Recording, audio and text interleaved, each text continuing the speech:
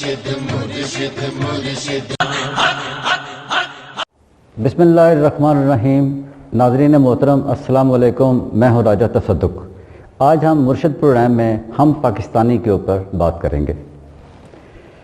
ایک بار جبرائیل علیہ السلام ہمارے نبی پاک حضرت محمد مصطفیٰ صلی اللہ علیہ وآلہ وسلم کے پاس آئے۔ وہ بہت غم زدہ، پریشان اور رنجیدہ تھے۔ آپ نے پوچھا، جبرائیل کیا بات ہے؟ آج آپ کا چہرہ بتا رہا ہے کہ آج آپ نارمل نہیں ہیں۔ انہوں نے کہا کہ اللہ کے نبی، میں آج اللہ کے حکم سے جہنم کا نظارہ کر کے آیا ہوں۔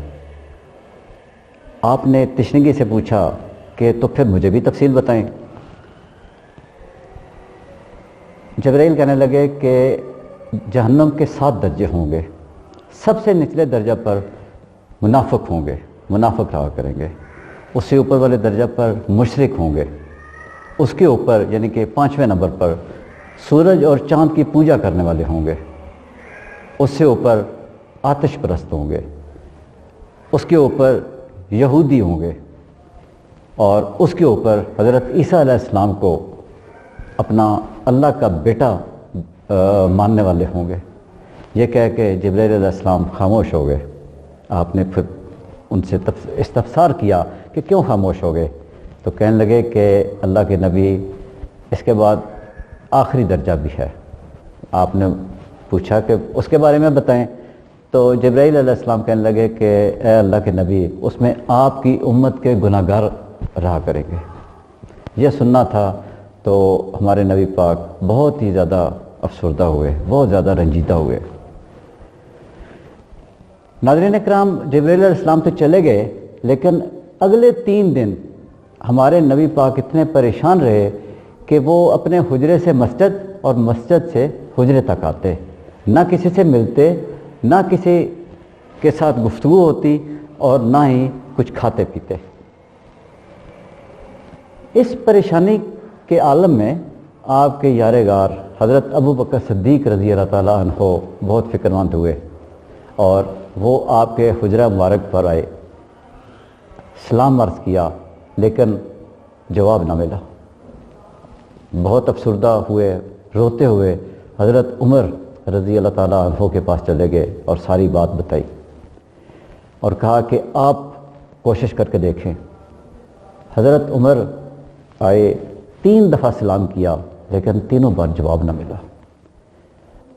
آپ بھی بہت زیادہ افسوس اور غصے اور دکھ سے، تکلیف سے وہاں سے چلے گئے، اور حضرت ابو ذر غفاری رستے میں ملے۔ انہوں نے آپ سے کہا کہ آپ ٹرائی کر کے دیکھیں۔ چنانچہ حضرت ابو ذر غفاری رضی اللہ تعالیٰ عنہ حجرہ مبارک کے باہر آئے، سلام عرض کیا، لیکن جواب نہ ملا۔ انہوں نے سوچا کہ اس صورتحال میں حضرت علی رضی اللہ تعالیٰ عنہ سے بات کرنی چاہیے۔ انہوں نے سارا ماجرا بیان کیا۔ تو انہوں نے کہا کہ بجائے اس کے کہ میں جاؤں، آپ کی نور نظر حضرت فاطمہ رضی اللہ تعالیٰ عنہ کو بھیجتے ہیں۔ چنانچہ حضرت فاطمہ حجرہ کے باہر گئیں، سلام عرض کیا، دروازہ کھلا، بیٹی کو گلے سے لگایا، سلام کا جواب دیا اور پاس بٹھایا۔ بیٹی نے بہت فکر مندی سے پوچھا کہ ابا جان، آپ 3 دنوں سے بہت ہی پریشان ہیں، خیریت تو ہے؟ آپ نے فرمایا کہ اس طرح جبرائیل میرے پاس آئے تھے، اور پوری تفصیل آپ نے بتائی، اور اس کے بعد پھر سجدہ میں چلے گئے اور زار و قطار رونا شروع کر دیا۔ اسی درمیان آواز آئی کہ میرے محبوب غم نہ کر، ہم تم کو راضی کر دیں گے۔ ہمارے نبی پاک حضرت محمد مصطفیٰ صلی اللہ علیہ وآلہ وسلم کو تسلی ہوئی۔ آپ کھڑے ہوئے، آپ نے کہا کہ میں تب راضی ہوں گا جب تک میری امت کے آخری بندے کی بھی مغفرت نہ ہو جائے گی۔ ناظرین اکرام، یہ ہیں ہمارے شفیق اور محبت کرنے والے آقا۔ ان کی تعلیمات ہمارے سامنے ہیں، ان کا عمل اور کردار ہمارے سامنے ہے۔ میں آج کے حالات کے اوپر آتا ہوں۔ آپ دل کی گہرائی سے بتائیں کہ اگر ہم آج ہینڈ سینیٹائزر خریدنے جائیں، فیس ماس خریدنے جائیں تو کیا ہمیں مل جائیں گے؟ سوال ہی نہیں پیدا ہوتا. اور اگر فرض کریں مل بھی جائیں، دستیاب بھی ہوں، تو ان کے ریٹس کس قدر ہوں گے؟ ہم روزمرہ کی اشیاء جو استعمال والی ہیں ان کے ریٹس کی بات کرتے ہیں، سب آسمانوں کو ریٹس چھو رہے ہیں. یہ کتنے دکھ اور افسوس کی بات ہے. ہمیں شرم اور ندامت سے ہمارا سر جھک جاتا ہے. ناظرین کرام، میری آج یہی گزارش ہے کہ آئیں تہیہ کریں کہ ہم صدقے دل سے نبی پاک کی تعلیمات کو اپنائیں گے. وہ نبی پاک جو ہماری مغفرت کے لیے، جو ہماری بخشش کے لیے اس قدر گریہ زاری کرتے رہے، اس قدر پریشان رہے، ہم کل ان کے سامنے شرمندہ اور نادم نہ ہوں، ہمارا سر فخر سے بلند رہے.